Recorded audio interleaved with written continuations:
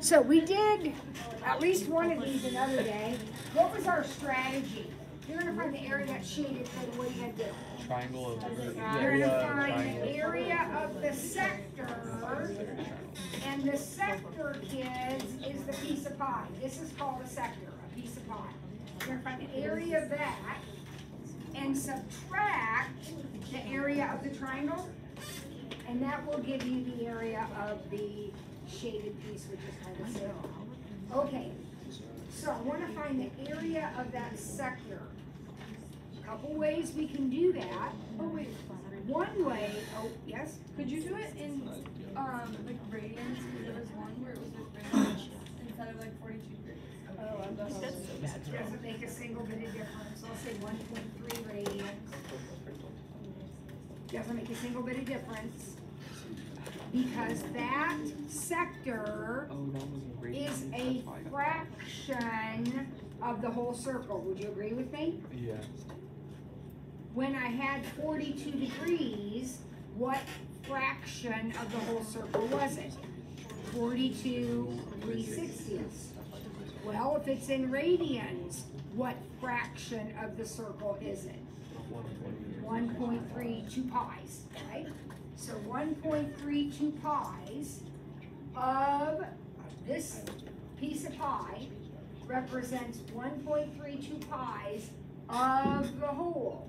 Well, what is the area of the whole circle? Which is 100 pies. Now, my brain just works that way. This is a fraction of the whole.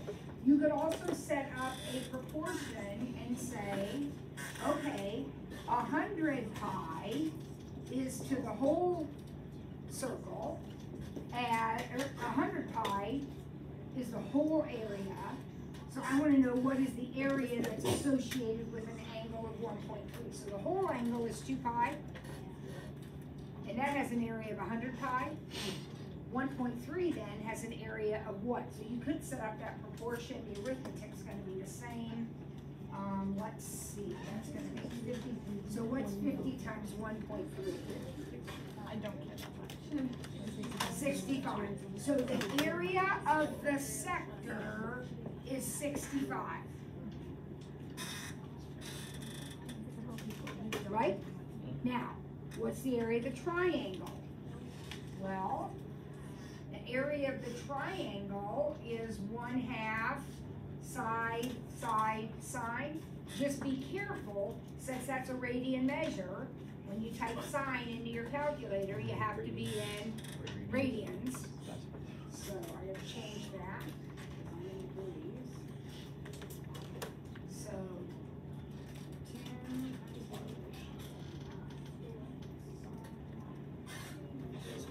I got 48.18.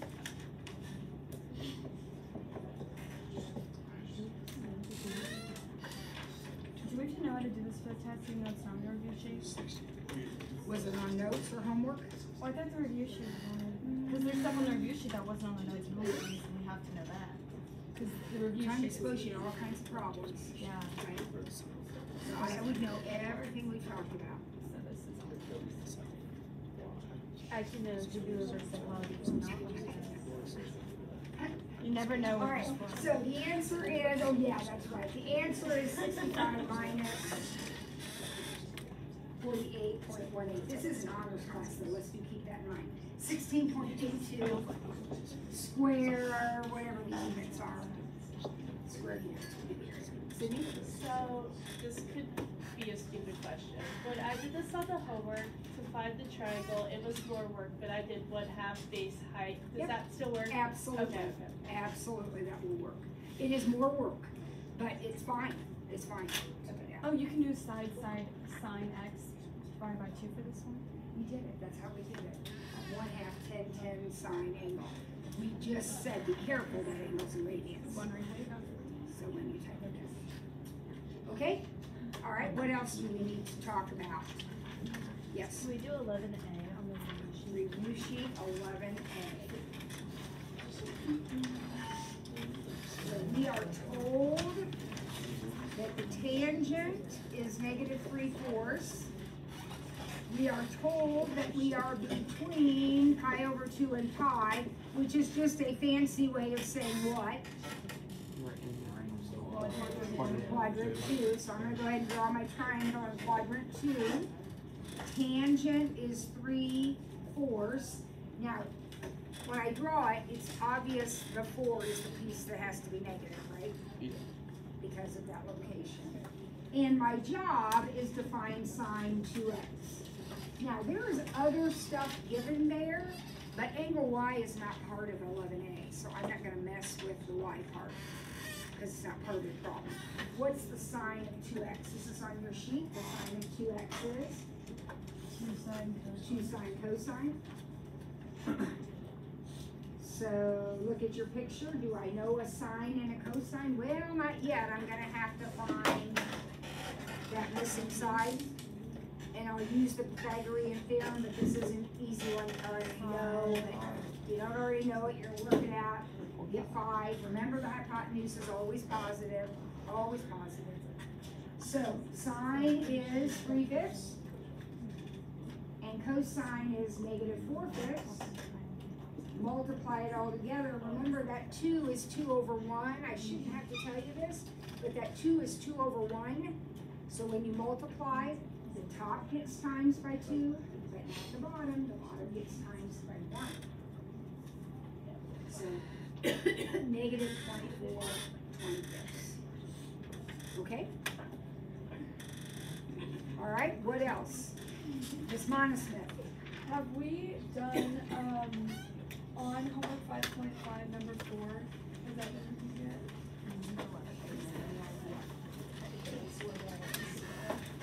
5.5. Competition on the line.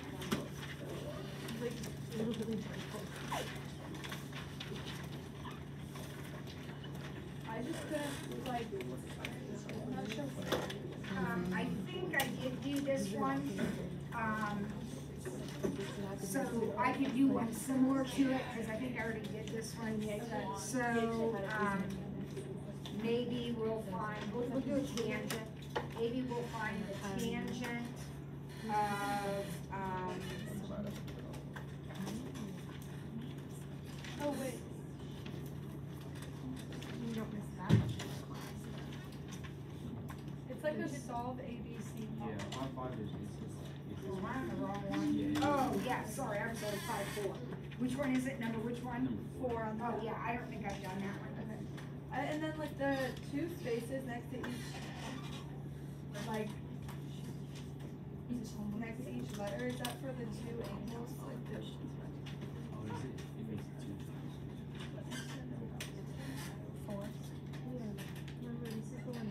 All right, so there's the given. Okay, and our job is to solve the triangle. So that means we have to find all of the things that are missing. Well, the first thing that I hope pops out at you is this right here. Because what does that tell me? You do the law signs. Law of sines. Remember, when you're solving a triangle, when you're finding sides and angles, you have SOHCAHTOA, law of sines, and law of cosines. Those are your only options. SOHCAHTOA won't work, it's not a right triangle. So I'm down to law of sines and cosines. The minute I see that, I know I can use the law of sines. So sine 64 over 16 equals sine B over 17. And the minute I write that, little radar antenna come up, because this is an angle side-side triangle, which means potentially there could be 2 solutions. So I'll check for that when I get to that point, but I need to be aware that when I'm using the law of sines to find an angle in the first step of the problem, there will be 2 answers. There's 2 possible angle B's. I don't know if they'll both work, but there's 2 of them. So I gotta be aware of that. All right, so what is the first angle B? Let's figure that out. I'm gonna type into my calculator. That's a degree, so I need to make sure mode, I'm in degrees now. You guys gotta pay attention to that kind of stuff. So, second sine, 17 sine 4 close parentheses divided by 16. Okay, I got an answer. Sometimes when we do that, remember, we don't even get an answer, which means it's not a possible situation. But I got an answer, 72.74. So one possible angle B is going to be 72.74. Before I go any farther, I'm going to see if there's going to be another one. If there is, it will be 180 minus the first one, so it's 107.26. Is that gonna work? Will that triangle also exist? Yep. So there's 2 angle B's. There's that one and there's that one. Because there's 2 angle B's, there's gonna be 2 angle C's. So I can do that.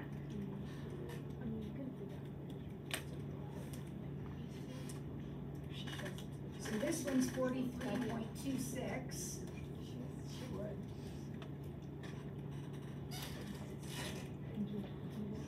And this one's 8.74. And because there's 2 angle C's, there's going to be 2 side C's. Okay. Always go back to your given. Always go back to that original pair. So sine 64 over 16 equals sine 43.26 over C. That's this one. And then sine 64 over 16 equals sine 8.74 over C. And we solve both of those by cross multiplying.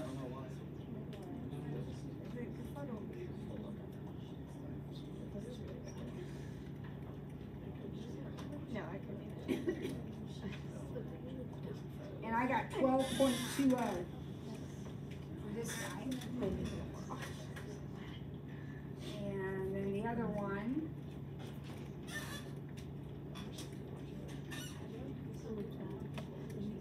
I got 2.70 for that one. Now, I kind of, when I made this homework, I kind of clued you in by giving you like 2 answer blanks for each one. Yeah. On the test, this problem's going to show up in the middle of everything, and there aren't going to be 2 answer blanks. You're going to have to recognize it. So how do you recognize it? What's going to be your clue? When you're step 1, where the first thing you do is set up the law of signs for the purpose of finding an angle. Because anytime you second sign, you've got to remember there's an angle in quadrant 1 and there's an angle in quadrant 2. So there's 2 possible answers to this question. They won't always both work, but you got to consider that. Okay? So if there's 2 possible angles for B, why are there not 2 possible like sides for B? Because obviously 17 was given, but I'm saying like since there's 2 possible angles for angle C, there's 2 possible sides for side C. So why does it say not find angle B? Well, because it's all proportional. It's all a ratio. So the sine of 64 is the 16, as the sine of that angle is the 17. But the sine of that angle is exactly the same as the sine of that angle. These 2 angles have the same sign. If you type them in, their values are the same. So in the proportion, it's going to be exactly the same. This angle and this angle do not have the same sign. They are not supplementary angles. Sine 60 is the same as sine 120. Yes. Okay. Okay. Sine of that is the same as the sine of that for supplements. See, I just remember. You mentioned when we're doing homework how you're very particular about what we go to, like rounding off. Is that like for the test if you leave it in your calculator, you suggest? Because you will take off the not correct For rounding. Now, this problem's a little bit different because there's so many steps where we have to go back and use different numbers. Yeah. So I'm more flexible then than it would be in a 1-step problem. Okay, it's just 1 step. Yeah, so like, well, think about it. So if we're finding, let's see, the area of a parallelogram, and we type into our calculator 1/2 side sine, so we have the triangle, and we need to double it. Well, just hit ×2 on your calculator. Yeah. Right, don't round it off and all that, it's ×2. This was a little harder, so I'm a little more flexible with that. In the big scheme of life, chapter 5 test, that probably isn't something we should be worried about, but yeah. All right, who else? What else? Can you answer one on the identity sheet? Can you talk louder? Can you do one on the identity? Yeah, do you have one pick? Yeah, on the front number 10.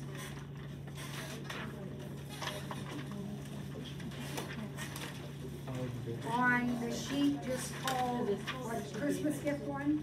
Which one? 10? All right, so we're looking at number 10, which is a verification problem. On the Christmas gift identity sheet, it looks like this. I'm gonna change those T's to X's, is that okay, Zoe? Because I don't always make my T's look right, so I'm gonna change them to X's. Yeah. Oh, wait.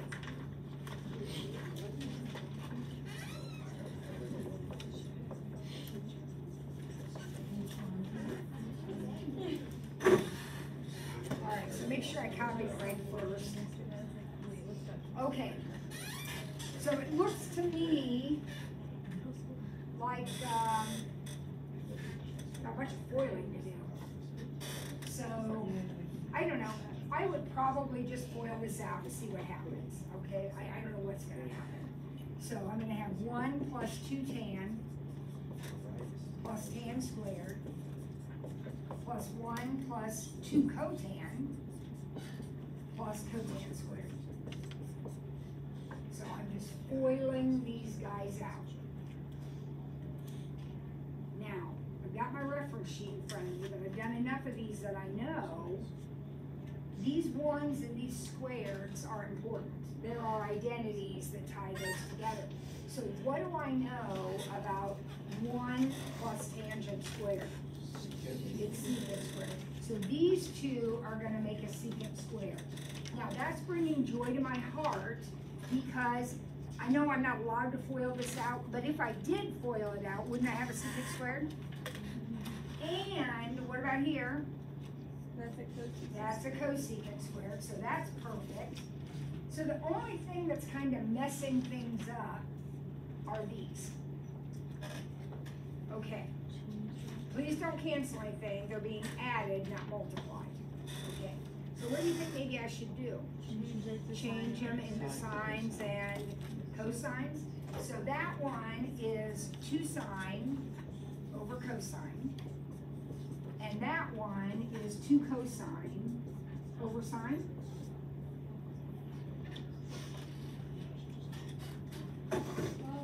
Now what do you think? Common denominator? Sure, we're adding fractions, guys. We're adding fractions. So these guys, I'm just leaving them. I'm not doing anything with these guys because they are what I want. But here, I'm going to get a common denominator. So this one is going to have to get times, this one is going to have to get times by sine. And this one is going to get times by cosine. So when I look at that a little more closely, my denominator is cosine sine. And isn't my numerator 2 times sine squared plus cosine squared? Isn't that what that is? And that's just 1, so my numerator is just 2. So, remembering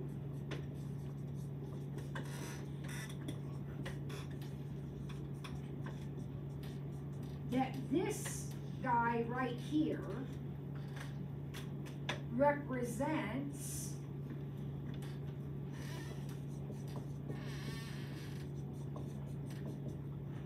two times 1 over cosine times 1 over sine. Now just look at that. Make sure you're okay with me rewriting this that way. Is it the same thing? and 1 over cosine and 1 over sine are your secant and cosecant. So I'm gonna change the order a little bit. Secant squared plus 2 secant cosecant, that's this, plus cosecant squared. Does that factor? Yeah. That's a perfect square. So that's gonna factor into secant plus cosecant. Okay? Tess, is your hand up? What are you doing back there? Oh, I get it. You just made that one time for your extra. Just made what? Never mind. I know. Okay, you got it. Okay. All right, another one, Liam. Homework 552A. 5, 2.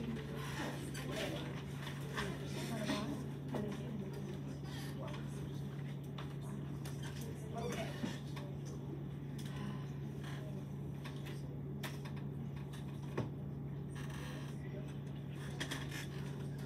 All right, so what's happening here? I wrote on my picture, but let's see. We know that's 38, that was given. We know this is 25. We know this is 53. And that's it. Our job is to find H, is that right? I knew you didn't. Oh, no. No, do I know H? I don't know H. My job is to find You just told me that. this and this. Okay. I thought H is in there, right? I didn't draw that, that's in there. Yeah, okay. All right, so, let's see. Well, if I know that's 38, then I can go ahead and make this 52.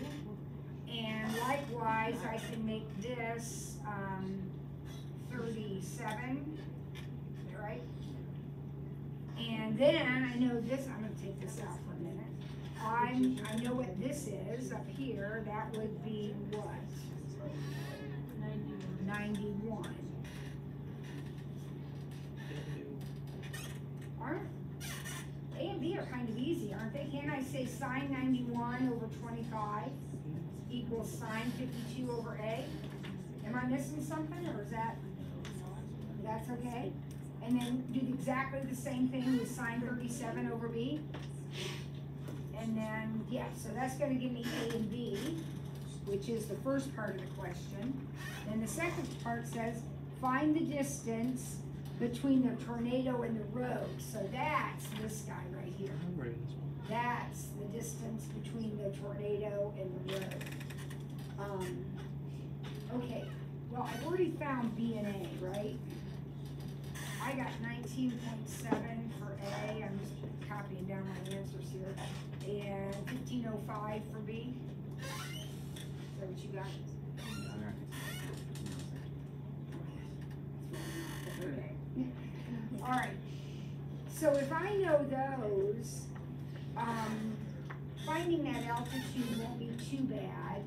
Can I say sine 52 equals h over 15.05?